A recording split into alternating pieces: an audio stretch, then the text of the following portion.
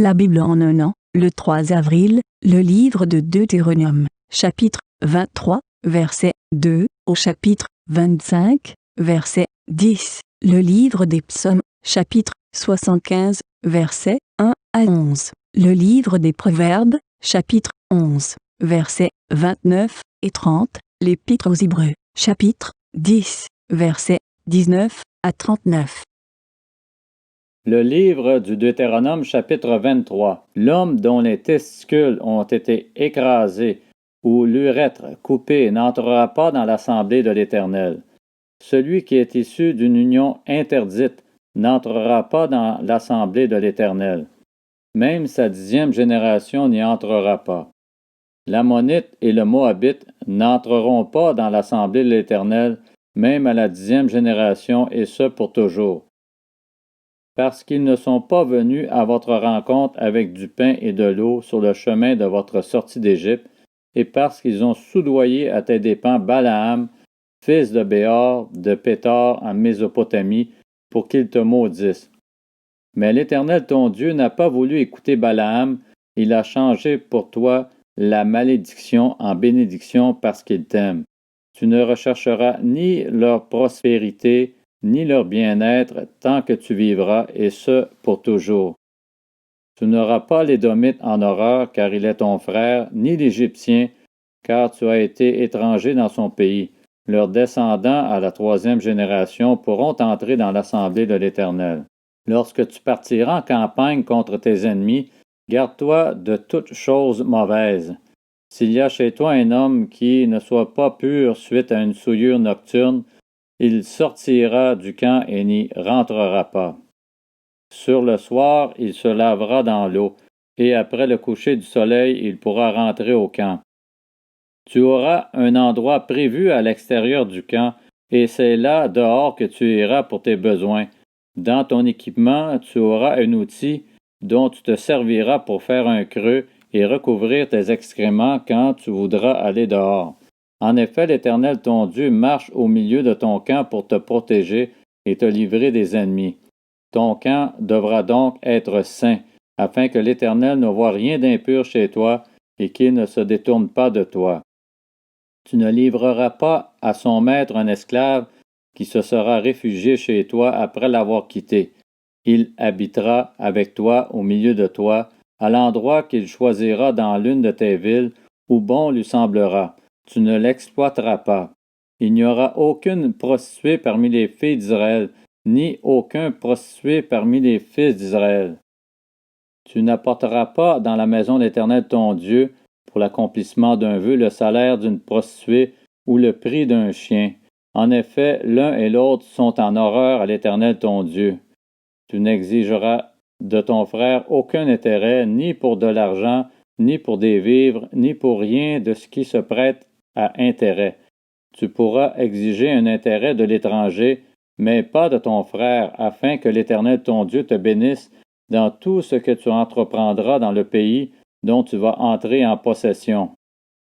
Si tu fais un vœu à l'Éternel ton Dieu, tu ne tarderas pas à l'accomplir, car l'Éternel ton Dieu t'en demanderait compte et tu te chargerais d'un péché. Si tu t'abstiens de faire un vœu, tu ne commettras pas de péché. Mais tu respecteras et tu accompliras ce qui sortira de tes lèvres, en te conformant au vœu que tu feras volontairement à l'Éternel ton Dieu et que ta bouche aura prononcé. Si tu entres dans la vigne de ton prochain, tu pourras à volonté manger des raisins et t'en rassasier, mais tu n'en mettras pas dans ton panier. Si tu entres dans les champs de blé de ton prochain, tu pourras cueillir des épis avec la main, mais tu n'agiteras pas la faucille sur les blés de ton prochain. Le livre du Deutéronome chapitre 24. Lorsqu'un homme a pris et épousé une femme qui viendrait à ne pas trouver grâce à ses yeux parce qu'il a découvert en elle quelque chose de honteux, il écrit pour elle une lettre de divorce et, après la lui avoir remise, la renvoie de chez lui. Elle sort alors de chez lui, s'en va et peut devenir la femme d'un autre homme. Supposons que ce dernier homme la prenne en haine, écrive pour elle une lettre de divorce et après la lui avoir remise, la renvoie de chez lui, ou bien que le dernier homme qui l'a prise pour femme vienne à mourir. Alors le premier mari qui l'avait renvoyée ne pourra pas la reprendre pour femme après qu'elle a ainsi été rendue impure, car ce serait une pratique abominable devant l'Éternel, et tu ne chargeras pas d'un péché le pays que l'Éternel ton Dieu te donne en héritage. Lorsqu'un homme sera jeune marié, il n'ira pas à l'armée et on ne lui imposera aucune charge.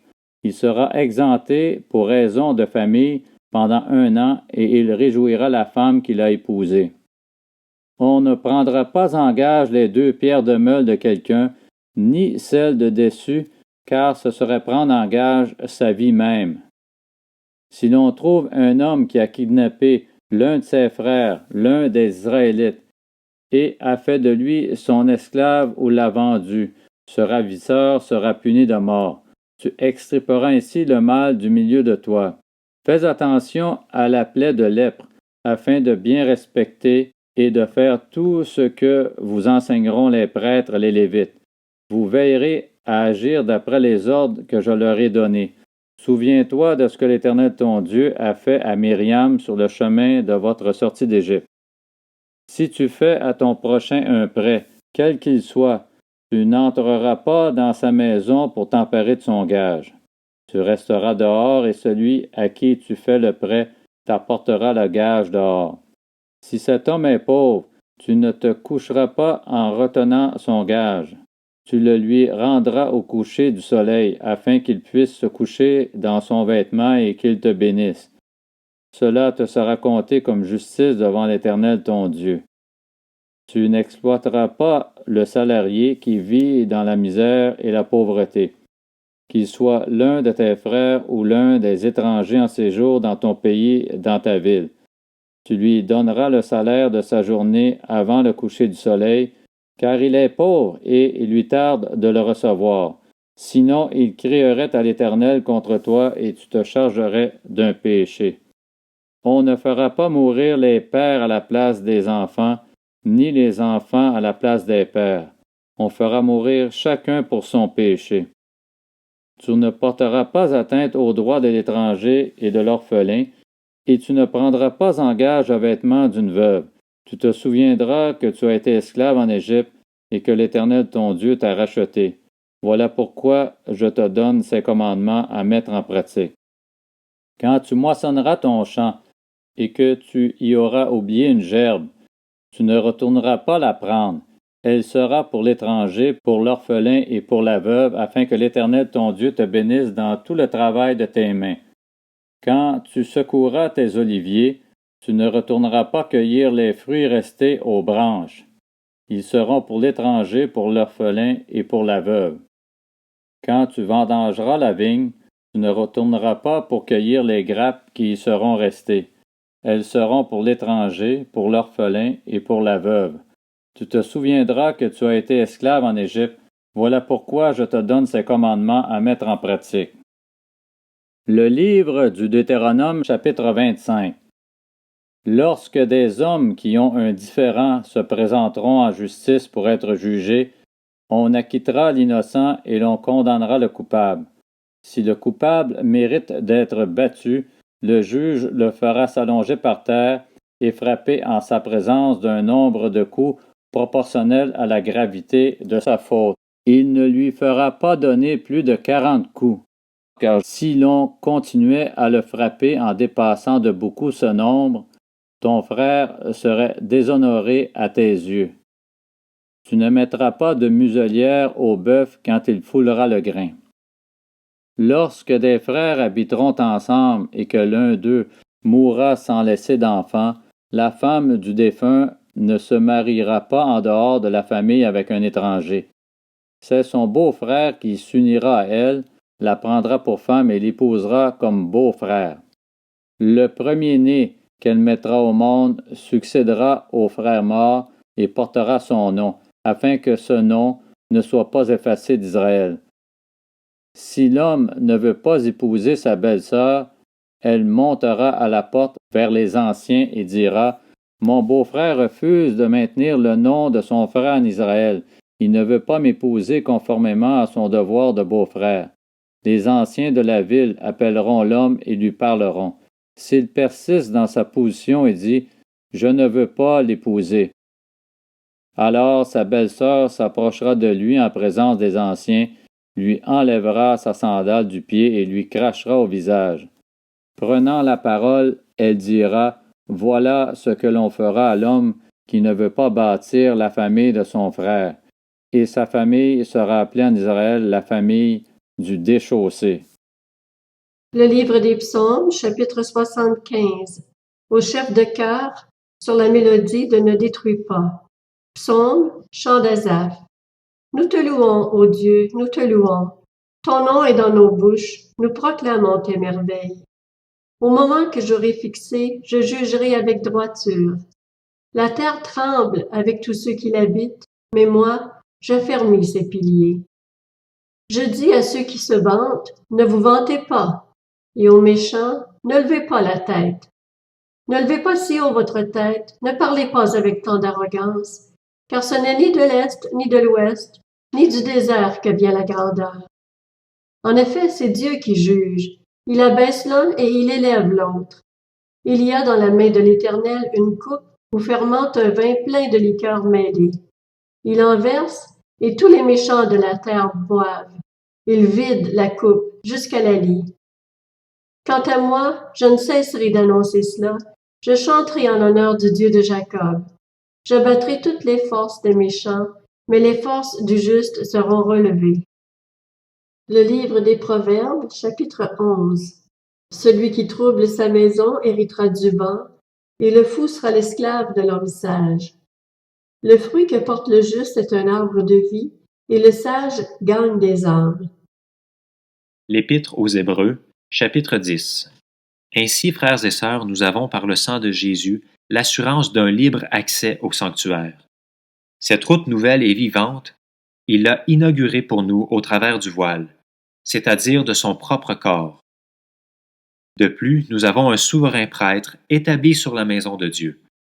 Approchons-nous donc avec un cœur sincère, une foi inébranlable, le cœur purifié d'une mauvaise conscience et le corps lavé d'une eau pure.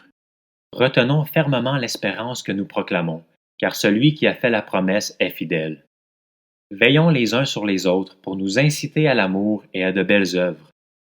N'abandonnons pas notre assemblée, comme certains en ont l'habitude, mais encourageons-nous mutuellement. Faites cela d'autant plus que vous voyez s'approcher le jour.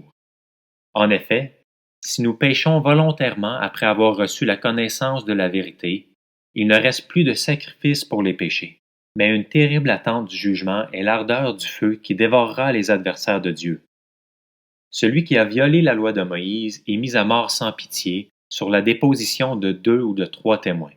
Quelle peine bien plus sévère méritera-t-il donc, à votre avis, celui qui aura foulé aux pieds le Fils de Dieu, qui aura jugé sans valeur le sang de l'alliance auquel il a été déclaré saint, et aura insulté l'Esprit de la grâce? Nous connaissons en effet celui qui a dit « C'est à moi qu'appartient la vengeance, c'est moi qui donnerai à chacun ce qu'il mérite. » Il a ajouté « Le Seigneur jugera son peuple. » Oui, c'est une chose terrible que de tomber entre les mains du Dieu vivant. Souvenez-vous des premiers jours. Après avoir été éclairé, vous avez supporté un grand et douloureux combat. Tantôt, vous étiez publiquement exposé aux injures et aux persécutions. Tantôt, vous vous montriez solidaire de ceux qui se trouvaient dans la même situation. En effet, vous avez eu de la compassion pour moi dans ma prison, et vous avez accepté avec joie qu'on prenne vos biens, sachant que vous aviez au ciel des richesses meilleures et qui durent toujours. N'abandonnez donc pas votre assurance, qui est porteuse d'une grande récompense. Oui, vous avez besoin de persévérance pour accomplir la volonté de Dieu et obtenir ainsi ce qui vous est promis. Encore bien peu de temps, et celui qui doit venir viendra. Il ne tardera pas. Et le juste vivra par la foi. Mais s'il revient en arrière, je ne prends pas plaisir en lui. Quant à nous, nous ne faisons pas partie de ceux qui reviennent en arrière pour leur perte, mais de ceux qui ont la foi pour le salut de leur âme.